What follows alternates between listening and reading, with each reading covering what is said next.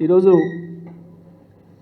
తెలంగాణ శాసనసభ శాసన మండలి సమావేశాలు జరపాలని చెప్పి నిర్ణయించి ప్రభుత్వం మాకందరికి కూడా చెప్పడం జరిగింది. స్పీకర్ గారి నుంచి రావడం జరిగింది ఆహ్వానాలు. మరి శాసనసభ అంటే తప్పకుండా ప్రజల సమస్యల్ని చర్చించడానికి, వాటిని ప్రతిబింబించడానికి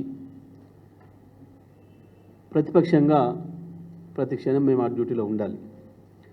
ఎందుకంటే ప్రజలు ఇవాళ మాకు అవకాశం ఇచ్చిండ్రు, ప్రతిపక్షంగా పనిచేయండి మీరు 5 సంవత్సరాలు సమర్థవంతంగా అని చెప్పి మేము అదే పనిలో ఉన్నాం. ప్రజల తక్షణ సమస్యలు ఏవైతే ఉంటాయో వాటిని కూడా ప్రభుత్వం దృష్టికి తీసుకురావడం,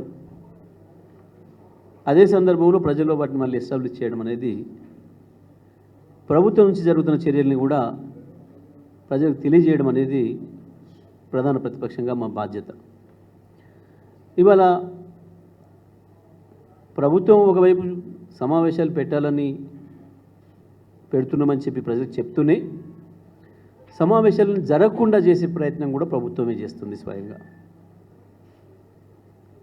పేరుకు ప్రజల ముందట మేము సమావేశాలు పెట్టాలని అనుకుంటున్నామని చెప్పి ప్రయత్నం చేస్తున్నట్టు కనిపించి ఎట్లా ఈ సమావేశాలను ఎగ్గొట్టాలి, ఈ సమావేశాలు నడవకుండా ఎట్లా చేయాలి, ప్రధాన ప్రతిపక్షాన్ని లేకుండా ఎట్లా చేయాలన్న కుట్ర మరుక్షణమే చేస్తుంది ప్రభుత్వం. సంవత్సర కాలంలో అన్ని రంగాల్లో వైఫల్యం చెంది ఇచ్చిన హామీలు ఒక్కటి కూడా ముట్టుకోకుండా, వాటి జోలికి వెళ్లకుండా, వాళ్ళ స్వార్థం కొరకు, వాళ్ళ సంపాదన కొరకు ప్రజలకు కొత్త సమస్యల్ని తీసుకొచ్చి పెట్టి ఆ సమస్యలు పరిష్కారం కాకుండా, ఆ సమస్యల్ని ప్రతిబింబించకుండా, సభలో చర్చకు రానియకుండా చేయడం కొరకు ప్రభుత్వం ప్రయత్నం చేస్తుందనేది ఇవాళ సంఘటనతో తేలిపోయింది. మేము లోపలికి వెళ్ళకముందే చాలా ఆశ్చర్యంగా ఇది బహుశా భారతదేశ పార్లమెంటరీ చరిత్రలో కానీ ఇంకెక్కడ ప్రపంచంలో ఏ పార్లమెంటరీ చరిత్రలో కూడా జరిగి ఉండదు ఇట్లా. శాసనసభ బయటనే మమ్మల్ని అరెస్ట్ చేయడం అనేది. దేని కొరకు? మీరు టీషర్ట్స్ వేసుకొని రావద్దు. ఏ టీషర్ట్స్? మరి ఏం బట్టలు వేసుకొని రావాలి? మేము ఏం బట్టలు వేసుకొని రావాలో కూడా స్పీకర్ గారు నిర్ణయిస్తారంటే ఇది చాలా ఆశ్చర్యం, చాలా ఆశ్చర్యం ఇది. మేము లోపలికి వెళ్ళిన తర్వాత చూసి దాంట్లో ఏమన్నా అభ్యంతరకరమైనయో, బూత్ పద్ధతుల్లో ఉన్నాయో, ఇంకోటో మనుషులు చూడకూడని పద్ధతుల్లో ఏమన్నా ఉంటే వారు అభ్యంతరం చెప్పొచ్చు. స్పీకర్ గారు దయచేసి పలానా సభ్యుడు వేసుకొచ్చిన బట్టలు ఈరోజు బాగాలేవు, నాగరికంగా లేవు, ఇబ్బంది అవుతుంది, కాబట్టి మీరు దాన్ని తొలగించి మామూలు డ్రెస్ వేసుకొని రండి అని చెప్పొచ్చేమో. ఆయన స్పీకర్ లోపలికి వెళ్ళిన తర్వాత ఆయనకు అర్హత ఉంది కాబట్టి, ఆ హక్కు ఉంది కాబట్టి. కానీ ఆశ్చర్యంగా మేము బయట గీ బొమ్మ ఉన్న టీషర్ట్ వేసుకొని పోయినాం. మేము జస్ట్ గీ బొమ్మ ఉన్న 2 బొమ్మలు, బహుశా వీళ్ళిద్దరు మీరు గుర్తుపట్టుంటారు. ఒక ఆయన రేవంత్ రెడ్డి తెలంగాణ రాష్ట్ర ముఖ్యమంత్రి, ఇంకొక ఆయన అదాని. అదాని అంటే ఇక్కడ రేవంత్ రెడ్డి గారు ఎట్లయితే కేసీఆర్ పేరు రోజు తలుస్తారో అక్కడ వాళ్ళ నాయకుడు రాహుల్ గాంధీ ప్రతి నిత్యం తలిచే పేరు అదాని. ఇది క్రిప్టో కరెన్సీ తెచ్చి నాశనం చేసిండని, మొత్తం బ్లాక్ మనీకి ఈయన మూలమని, ఈయన విధ్వంసకరమైన పెట్టుబడిదారుడని, రకరకాల పద్ధతుల్లో ప్రతిరోజు నిత్యం రాహుల్ గాంధీ ఎవరైతే దూషిస్తాడో ఆ అదాని, ఈ అదాని రేవంత్ రెడ్డి అక్కడనేమో రాహుల్ గాంధీ దూషిస్తాడు, ఇక్కడనేమో వీళ్ళిద్దరు చెట్టాపట్టాలు వేసుకొని తిరుగుతున్నారు. ప్రత్యేకించి ఈ రాష్ట్రంలో జరుగుతున్న అన్ని అనర్థాలకి, రేవంత్ రెడ్డి గారి ప్రభుత్వ ధనదాహానికి మూలం వీరిని అడ్డం పెట్టుకొని రామన్నపేట అంబుజా సిమెంటు ఏర్పాటు నుండి లగచెర్ల భూములైనా, మూసి పరివాహక ప్రాంత ప్రజల ఇల్లు కూలగొట్టి ఆయన కట్టాలనుకుంటున్న ఆకాశ హర్మ్యాలు సుందరీకరణకైనా,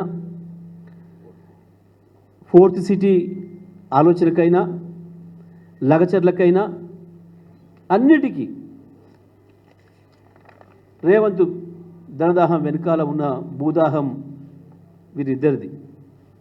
ఎందుకు చేస్తున్నాడు ఇవన్నీ అని అంటే అదాని ఆస్తులు పెంచుకోవడం కొరకు అదాని బహిరంగ ఇచ్చిన 100 కోట్లు అయితే సాటంగి ఇస్తున్న ఆయన నుంచి ఆశిస్తున్న 1000 కోట్ల కొరకు ఇవాళ రేవంత్ ఈ పరిపాలన చేస్తున్నాడు. ప్రజల్ని భూములు లేకుండా ఇల్లు లేకుండా గూడు లేకుండా చేసే దుర్మార్గ పనికి పాల్పడుతున్నాడు అని చెప్పి ఈ ప్రపంచానికి చెప్పాలని, ప్రత్యేకించి వాళ్ళ నాయకుడు రాహుల్ గాంధీకి కూడా తెలిసేటట్టుగా చేయాలని చెప్పి మేము సింబాలిక్గా ఈ బొమ్మలున్న టీషర్ట్లను ధరించి శాసనసభకు వెళ్ళాలని అనుకున్నాం. మేము ఏం జరిగింది ఇక్కడ, శాసనసభ గేటు బయటనే అరెస్ట్ చేసిన మమ్మల్ని. మేము తప్పకుండా దీన్ని అన్ని రకాలు కూడా ఎదుర్కోబోతున్నాం. ఆ విషయాలకు సంబంధించి పెద్దలు మసూచారి గారు మాట్లాడుతూ మనకు అనుభవం ఉంది స్పీకర్గా. అయితే మేము అనేది ఇది రాహుల్ గాంధీ గారు నిన్న పార్లమెంట్లో, ఈరోజు పార్లమెంట్లో, నిన్ననేమో దీనిలాగానే టీషర్ట్ మీద అదాని మోడీ గారి బొమ్మలు ధరించి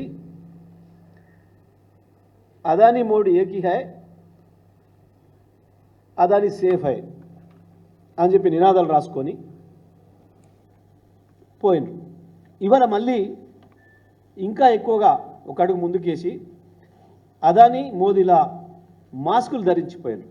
ఎక్కడికి, ఇది పార్లమెంట్లో నేను మీకు చూపిస్తుంది. ఈ పిక్చరు ఇది పార్లమెంట్లో నిన్న జరిగింది, ఇవాళ జరుగుతుంది. నిన్న ఈ రకంగా వేసుకొని పోయినరు. ఏం లేదు, ఇక్కడ సేమ్ అదాని ఫోటో ఉంది, పక్కన రేవంత్ బదులు మోదీ ఫోటో వేసారు. వారు మోదీ అదాని ఫ్లైట్లో కలిసిపోతున్నారు అని చెప్పి ఆ ఫోటో వేసారు. నిన్న స్వయంగా టీషర్ట్ల మీద రాహుల్ గాంధీ, ప్రియాంక గాంధీతో సహా వారందరూ కూడా ధరించిపోయారు నిన్న. ఇవాళ ఈ రకంగా మాస్కులు పెట్టుకొని పోయారు. మేము ఒకటే అడుగుతున్నాం స్పీకర్ గారిని, ఇది స్పీకర్ గారి నిర్ణయమేనా, స్పీకరు కౌన్సిల్ చైర్మన్ల నిర్ణయమేనా? జరిగితే మీరు ఎట్లా నిషేధిస్తారు? అక్కడ రాహుల్ గాంధీ చెప్తున్న రాజ్యాంగ విలువలేంది, పార్లమెంటరీ పద్ధతులేంది, సభ్యుల్ని ఏ రకమైన బట్టలు వేసుకోవాలి, ఏ రకమైన వేసుకోకూడదు అని నిర్ణయించే అధికారం ఏ రకంగా ఉంది? శాసనసభ రూల్స్లో ఎక్కడ ఉంది అది? వీళ్ళేమైనా నిషేధించబడ్డ వ్యక్తుల, ఒక రాష్ట్రం నుంచి కానీ, ఒక దేశం నుంచి కానీ, ప్రపంచం నుంచి కానీ నిషేధించబడ్డ వ్యక్తుల? వీళ్ళేమైనా మోస్ట్ వాంటెడ్ క్రిమినల్సా? ఎందుకొరకు? సభ్యుల హక్కు, సభ్యులు ఏ బట్టలు ధరించి రావాలి, ఎట్లా రావాలని సభ్యుల హక్కు. నిజమే, మేము ఆ టీషర్ట్స్ వేసుకొని పోయినాం, మరి వద్దు అంటే అవి విప్పేసి బర్బాతలు పోవాలన్నా మేము శాసనసభలోకి, శాసన మండలిలోకి? మేము వేసుకోపోయిన టీషర్టును మీ తింటే మేము రానియమని పోలీసులు అడ్డు నిలబడితే మేము బట్టలు లేకుండా శాసనసభలోకి వెళ్ళాలని కోరుకుంటున్నాడా స్పీకర్, చైర్మన్? ఏంటిది ఇది? ఈ వంకతోని శాసనసభలకి అడుగుపెట్టనియొద్దు బీఆర్ఎస్ పార్టీ సభ్యుల్ని అన్న కుట్ర తప్ప ఇంకోటి కాదు. నీకు పోయిందేంది? రాహుల్ చేస్తే ఒప్పైంది పార్లమెంట్లో, స్వయంగా దేశ అత్యున్నత సభ, ప్రపంచం అంతా చూసేది. ఒక రాష్ట్ర శాసనసభలో సభ్యులు దాన్ని అనుసరిస్తే తప్పేంది? రాహుల్ గాంధీ చేసిన దాన్ని ఇక్కడ మేము అనుసరిస్తే వచ్చిన ఇబ్బంది ఏంది ప్రభుత్వానికి, స్పీకర్ గారికి? ఎందుకు మమ్మల్ని అరెస్ట్ చేసి వాళ్ళ సభకు రాకుండా నిరోధించిండో చెప్పాల్సిన బాధ్యత స్పీకర్ చైర్మన్ల పైన ఉంది. స్పీకర్ అనేవాడు ఏమాత్రం తన కాళ్ళ మీద తను నిలబడి తన బుర్రతో తను పనిచేస్తున్నాడు కనబడతలే. సభను కూడా రేవంత్ రెడ్డి నడుపుతున్నాడు కనబడుతుంది. రెండు సభల్ని, ఉభయ సభలను కూడా రేవంత్ రెడ్డి నడుపుతున్నాడు కనబడుతుంది తప్ప వారి సొంత ఆలోచనతో వాళ్ళకు నిబంధనలు ఉన్నాయి, పరిమితులు ఉన్నాయి. సభ అంటే ఇష్టరాజ్యం కాదు, ఆయన ప్రైవేటు ఇల్లు కాదు. సభ నిబంధనలు కూడా తెలియకుండా పనిచేసే స్థాయికి వెళ్ళి దిగజారిపోయారు వీళ్ళు.